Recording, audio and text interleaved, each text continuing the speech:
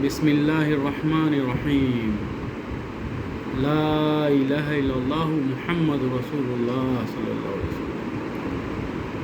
আজ ভয়াল 29শে এপ্রিল 1991 সালের এই দিনে প্রলয়ঙ্করী ঘূর্ণিঝড় জলোচ্ছ্বাস তছনছ করে দিয়েছিল দেশের উপকূলীয় জনপদ। সেদিন 250 কিলোমিটার বেগে ঘূর্ণিঝড়ের আঘাত ও 6 ফুট উচ্চতার জলোচ্ছ্বাস তছনছ করে দিয়েছিল উপকূলীয় জনপদ। ওই ঘটনায় দেশের দক্ষিণ পূর্ব উপকূলীয় অঞ্চলের প্রায় 1,38,000 মানুষ নিহত হয় ও 1 কোটি মানুষ তাদের সর্বস্ব হারায়। মনে রাখতে হবে, এখানে একটা বড় শিক্ষণীয় বিষয়। কথাটা নির্মম শোনা গেলেও বাস্তবতা এটাই যে মানুষ সমস্ত কিছু,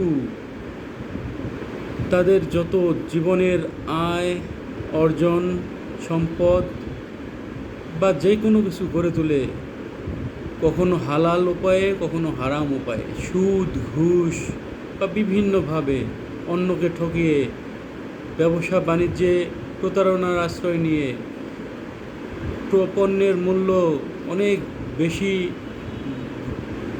হিসাব করে মানুষের কাছ থেকে পণ্যের মূল্য আদায় করে বিভিন্নভাবে, কিন্তু আল্লাহ এক মুহূর্তে 1 কোটি মানুষের সর্বস্ব নিয়ে নিলেন।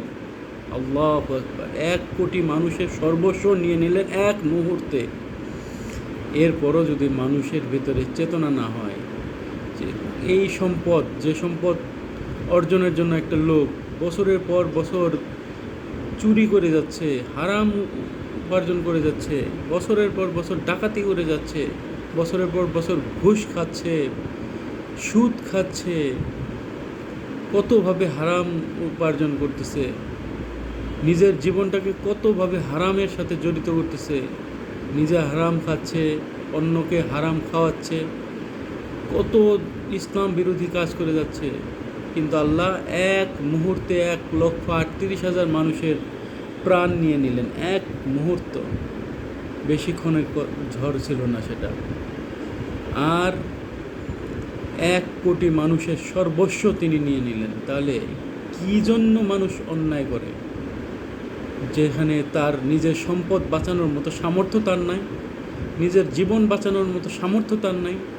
নিজের সম্পদ ও নিজের জীবন একমাত্র আল্লাহর হাতে, আল্লাহর নিয়ন্ত্রণে সম্পূর্ণভাবে।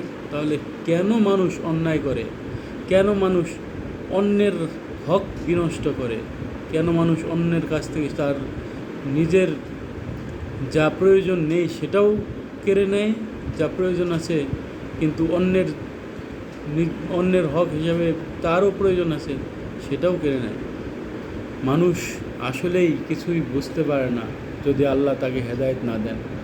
আল্লাহ আমাদের সবাইকে হেদায়েত দান করেন। কারণ লা ইলাহা ইল্লাল্লাহু মুহাম্মাদুর রাসূলুল্লাহ সাল্লাল্লাহু আলাইহি ওয়াসাল্লাম, আল্লাহ ছাড়া আর তো কেউ নাই যার কাছে আমরা হেদায়েত পাবো, হেদায়েত চাবো। ইয়াকা না'বুদু ওয়া ইয়াকা নাস্তাঈন।